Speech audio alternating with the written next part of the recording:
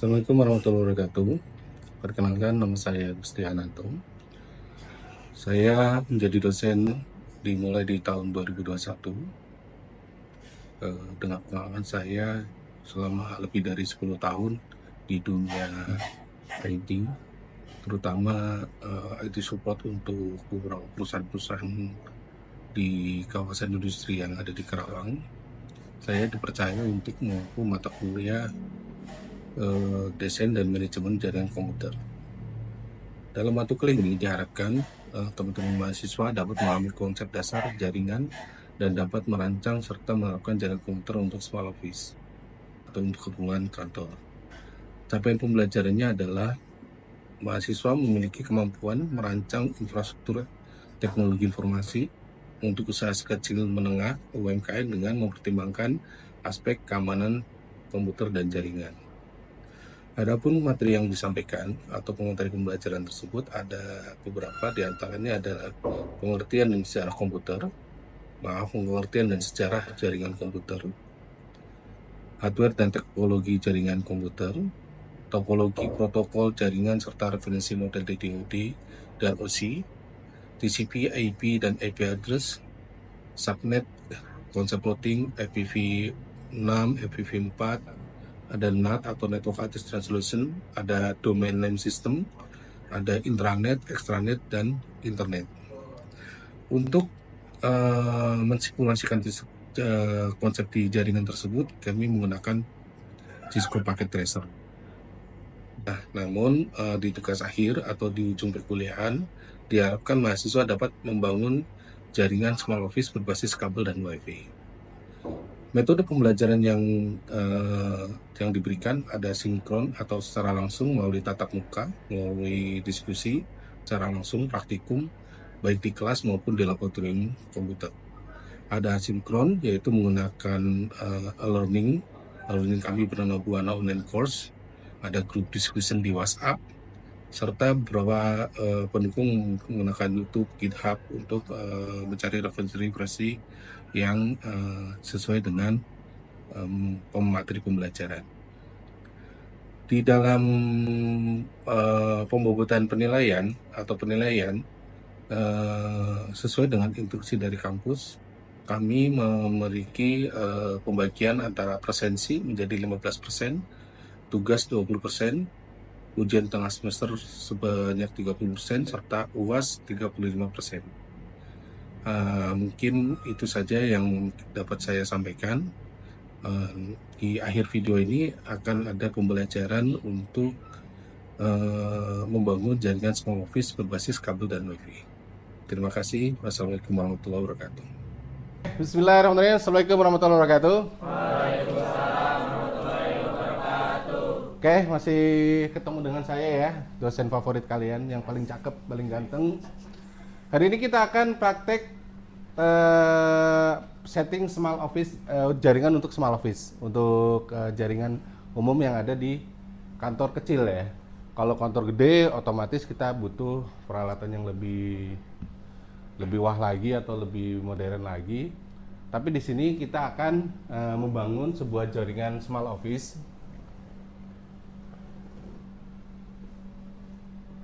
Hari ini kita akan menyeting printer sharing. Yang kedua file sharing. Yang ketiga tentunya jaringan ya, jaringan sederhana ya. Sederhana, baik WiFi ataupun menggunakan wire atau kabel ya. Nah, hari ini kita akan menggunakan alat. Yang pertama ada printernya, yang kedua ada switch atau mungkin switch hub ya, switch hub atau hub ya. Kemarin kita udah belajar itu semua. Terus beberapa kabel ya. Kemarin kita udah ajarkan ke cara kalian bikin kabel. Masih ingat urutannya? Masih. Warnanya? Apa aja? Putih oren, Putih oren, putih hijau, biru. putih oren, hijau, putih oren, hijau. Masa hijau dulu? Putih oren, putih Sini hijau, ya. biru. Putih oren, Putih, putih, hijau, hijau, biru. hijau, putih, biru, biru masuk ke coklat lagi, putih coklat, coklat. Nah, ujung dengan ujung sama karena dengan jaringan bukan cross ya, dengan nah, terus ada switch hub, terus kita ada wireless wifi atau di sini kita menggunakan router wireless. Nah, biasanya setiap kantor itu udah ada provider internetnya biasanya. Tapi kalau baru gimana? Nah, biasanya dari provider internetnya itu akan disusu ada switch hub sendiri atau router sendiri, ya kan, dari providernya. Nah, itu biasanya dia akan mengeluarkan atau ini udah siap pakai. Nah, jadi kita tinggal setting aja. Ya, settingnya sederhana apa? Biasa bagi jaringan antar ruangan atau antar lantai gitu kan. Bisa menggunakan wireless, bisa menggunakan kabel, tarik kabel ya. Nanti kita menggunakan switch hub ya di baginya. Nah, wireless routernya udah ada. Terus saya ada menggunakan 2 buah laptop. Menggunakan 2 buah laptop yang nanti kita akan mensimulasikan satu laptop untuk server dan satu laptop untuk klien. Nah, ini di klien ini nanti kita akan berbagi atau akan sharing printer ke server dan sharing file ke server. Jelas? Nah, oke. Sekarang untuk menyikat waktu, mungkin kita langsung praktek aja ya. Yep. Nah, oke.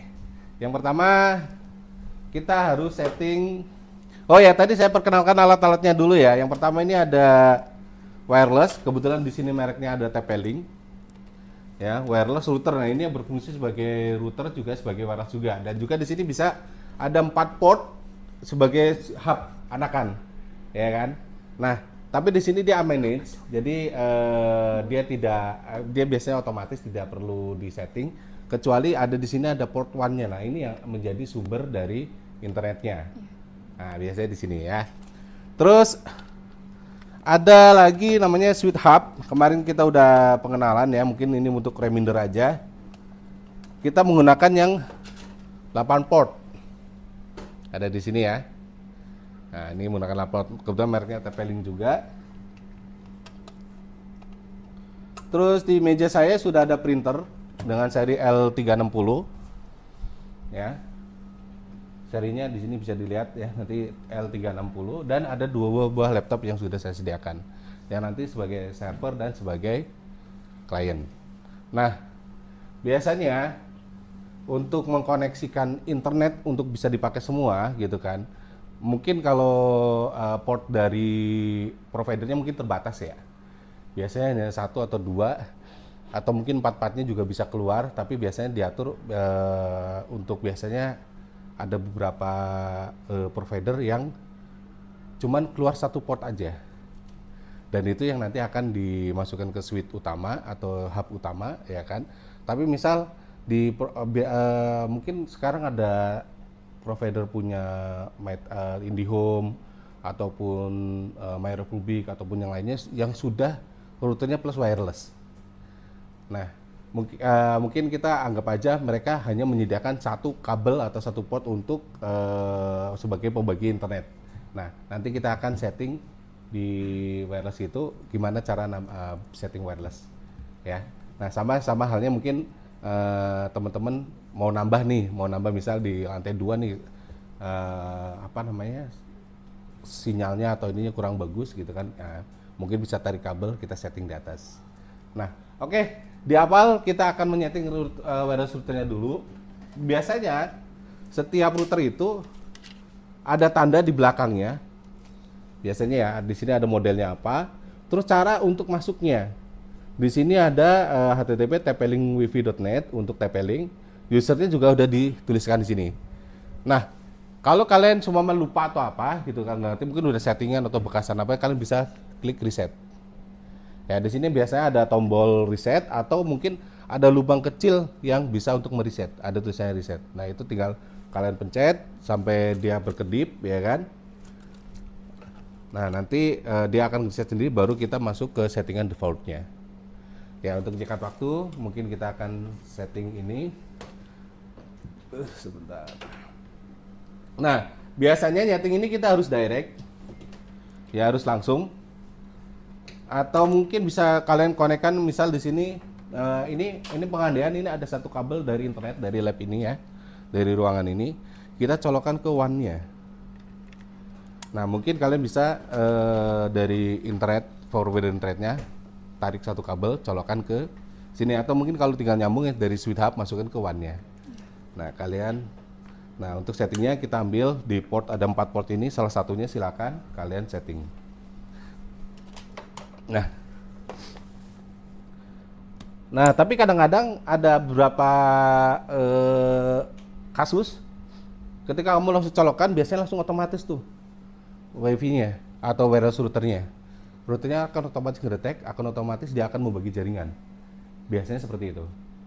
Nah, untuk menghindari, ya bukan menghindari kesalahan atau apa ya, itu sih bisa aja, jalan aja ya, sama aja ya. Nah, tapi biasanya kalian mungkin pengen atur nih router ini wifi-nya berapa nih, mau kelasnya berapa. Misal kelas C nih 192, 128, 101 misal, atau 01 gitu ya. Nah, kita bisa setting manual. Kita lepaskan dulu yang dari internetnya. Nah, kita masuk ke ini. Mungkin di layarnya bisa kelihatan ya. Oh maaf, ini masih layarnya masih double. Sebentar, saya rubah dulu layarnya.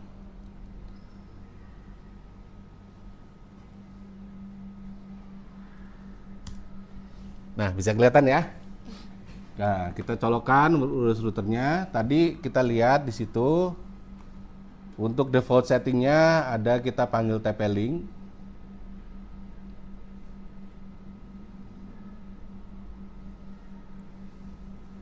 TP-Link wifi.net.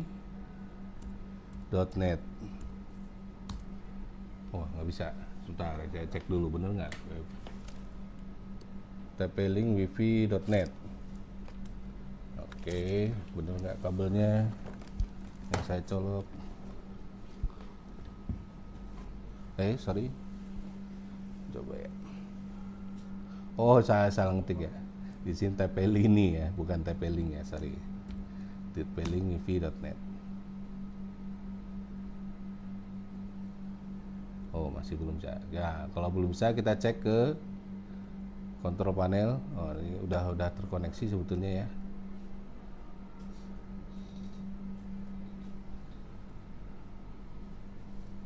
Atau kita manggil biasanya defaultnya itu 192.168.01 biasanya. Coba kita cek 192.168.01. Coba enter. Nah, masuk ya. Passwordnya kita lihat di sini ada admin. Nah, oke, kita udah masuk ke settingan ini ya. Di quick setup ini paling gampang ya, di quick setup ini ya. Ada tampilan dari quick setup, ada operation mode, ada network, ada wireless. Nah, ini adalah menu-menu untuk setting di wireless ini. Nah, mungkin yang perlu kita tahu sementara sebagai dasarnya, di operation mode bisa kita lihat, kita akan menjadikan wireless ini apa. Nah, di depan ini ada wireless router, ada WISP, ada access point atau range extender. Wireless router ini akan menjadi yang dapat dari provider langsung ke wifi kita, akan menjadi satu. Jadi ini menjadi gateway-nya. Ya kan, kalau WSSP ini apa namanya? Apa ya? Saya juga agak lupa nih.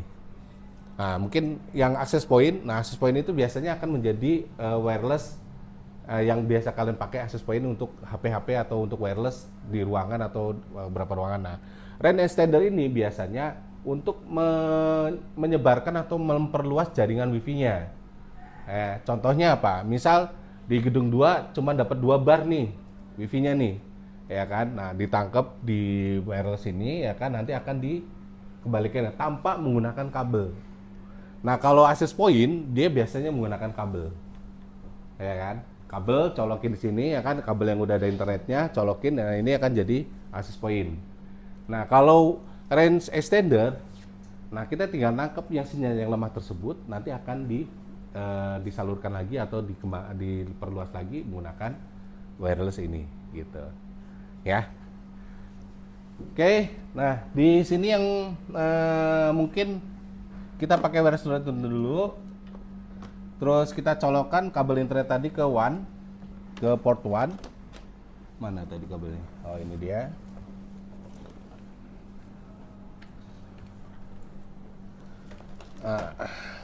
Kita bisa pakai quick setup atau operation mode ya. Kita jadikan ini wireless router.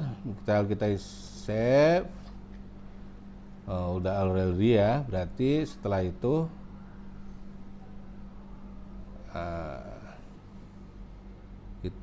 di statusnya kita lihat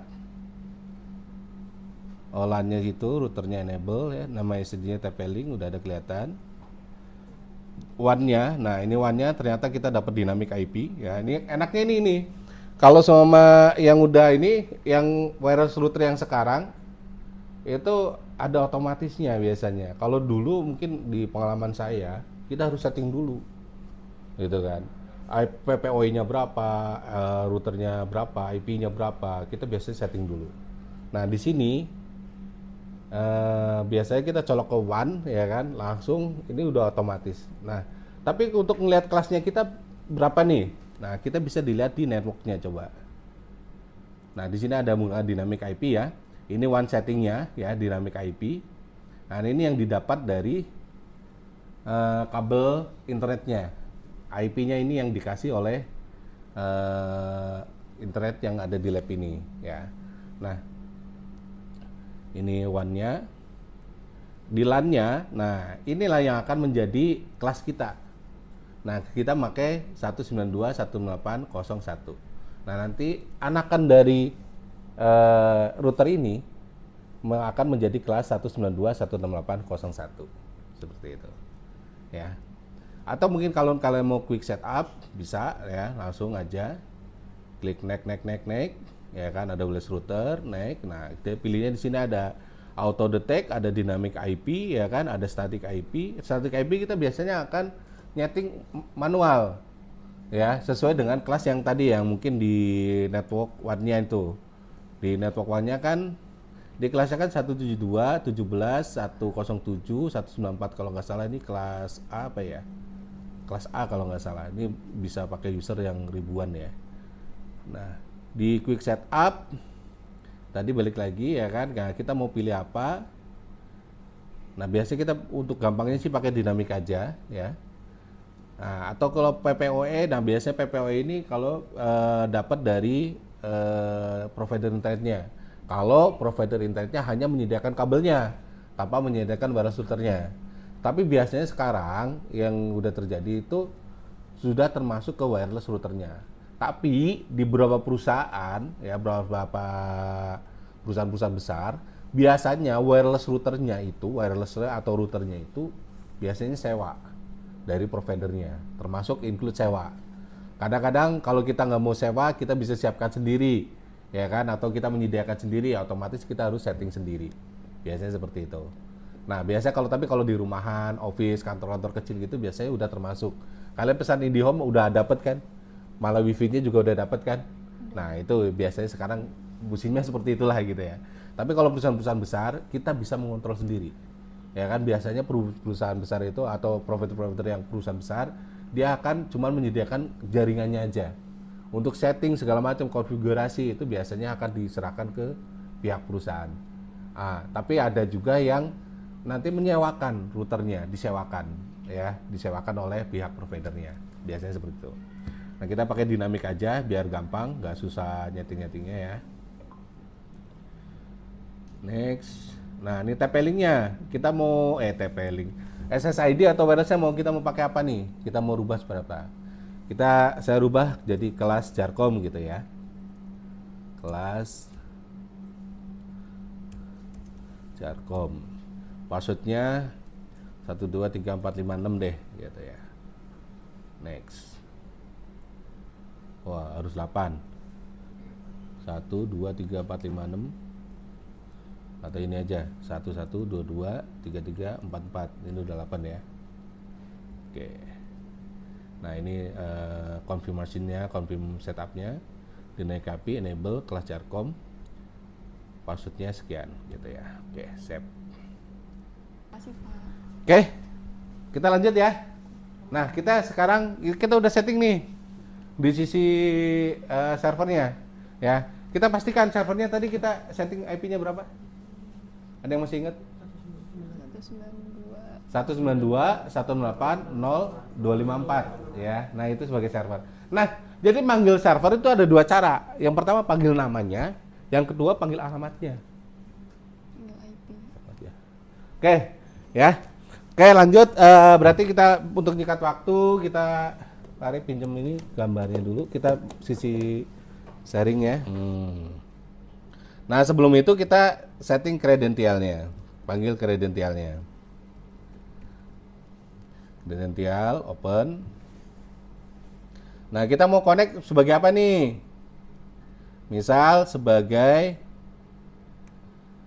produksi dulu deh. 192.168.0.254 tadi servernya ya. Produksi, nama usernya.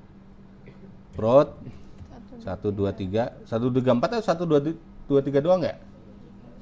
Hah? 123. 123 nggak pakai 4? Enggak. Oke, coba. Oke, kita lihat. Panggil. 192.168.0.254. Nah, manggil ya, ada ya. Nah, kalau lu tinggal mau add printer, ya ini tinggal double klik aja bisa. Biasanya nyari drivernya dulu. Ini udah ada belum ya drivernya ya? Kalau enggak, saya pindahkan drivernya. Oh, ada. Nah, coba.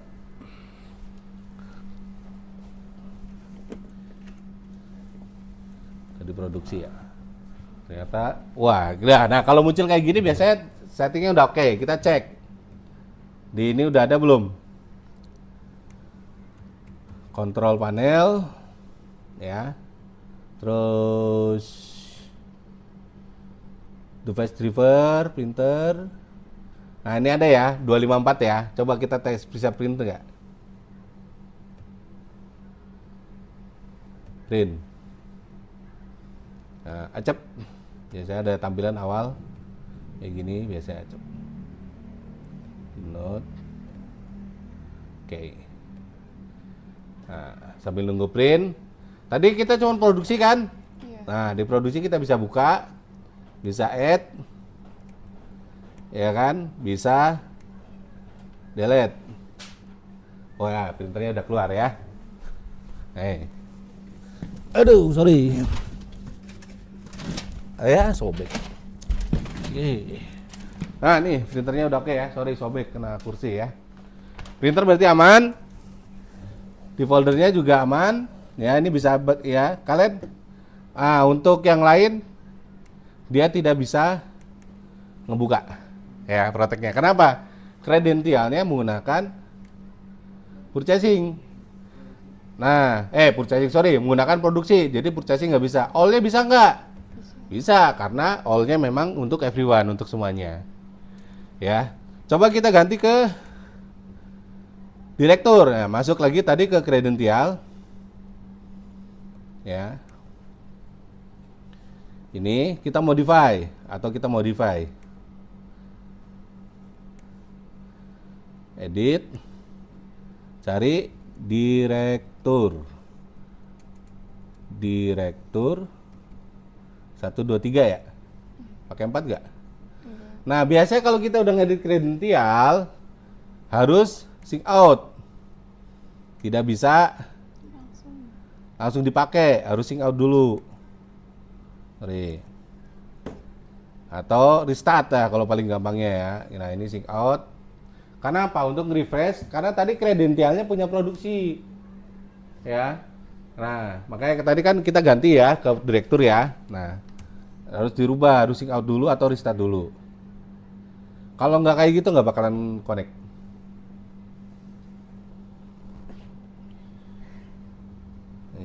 Sabar. Oke. Kita coba panggil lagi.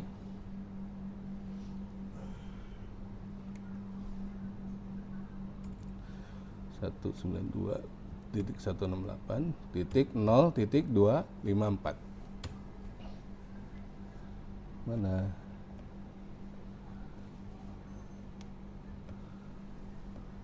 Oh, kelihatannya passwordnya salah deh saya deh. 192. Oh, ini udah bisa ya. Dia bisa masuk semua ya. Nah, ini lihat. Produksi juga bisa. Di all juga bisa. Nah, yang purchasing pun sama seperti itu ya. Harusnya seperti ya, kalau kalian mau coba aja silakan ya. Setelah ini kalian praktekkan karena keterbatasan waktu ya. Ini yang saya jelaskan ini. Ada yang mau tanyakan? Silakan. Pak, mau nanya coba. Ya. Kan itu tadi kayak untuk share folder itu kan share ke direktur maupun produksi itu kan udah di settingnya itu. Tapi misalnya udah di share ke direktur itu, bila ada kejadian si direktur yang nggak bisa akses itu gimana Pak? Nah, biasanya ada problem, ada satu nih, betul ya. Ada beberapa yang kenapa nggak bisa problem? Yang pastikan dulu direkturnya connect nggak kabelnya, gitu kan? Connect nggak? Yang itu yang pertama. Yang kedua, biasanya ada firewall. Firewallnya biasa kalau paling gampang matikan firewallnya. Yang ketiga, kadang-kadang antivirusnya ngeblok. Nah pastikan dulu ya user passwordnya, kredensialnya bener ya. Kalau udah bener tetap nggak bisa connect ya kan, berarti itu kamu cek situ, ya kan. Tapi ada satu lagi yang karena kita bisa lihat gini. Kadang-kadang di Windows Update ini agak ngeselin, ya. Ada problem gini. Ada namanya security update. Itu ada di control panel, ya. Terus masuk ke program fitur. Nah di sini ada view install update. Nah, biasanya ini security update terbaru, kadang-kadang dia ngeblok. Nah, itu buang, uninstall. Nah, biasanya kalau itu dibuang udah oke, biasanya jalan sendiri. Gitu. Itu ya. Memang kadang-kadang kayak gitu. Kredensial udah oke, jaringan udah oke, ketika di ping udah oke gitu kan. Nah, tapi tetap nggak bisa connect gitu kan. Nah, biasanya itu. Yang pertama firewall, cek firewallnya, ya paling gampang dimatikan. Kedua antivirus. Ketiga nih, security update ini. Gitu, matikan, buang, uninstall gitu ya. Oke, ada yang mau tanyakan lagi? Mungkin itu aja cukup ya. Terima kasih ya buat teman-teman hari ini yang udah gabung. Ya kan, tugas kalian ke depan ya, minggu depan kalian bikin video apa yang saya praktekkan tadi. Bentuk kelompok 5 atau maksimal ya 4 sampai 5, maksimal 5 orang ya. Maksimal 5 orang bikin video ya kan untuk setting Smart Office. Ya, dikumpulkan di minggu depan. Yang dikumpulkan cukup linknya aja. Ya, kalian bikin di Google Drive atau dimasukkan ke YouTube, kumpulkan. Oke, terima kasih teman-teman udah gabung hari ini. Terima kasih buat tadi yang udah nanya ya. Akhir kata, wassalamualaikum warahmatullahi wabarakatuh. Waalaikumsalam.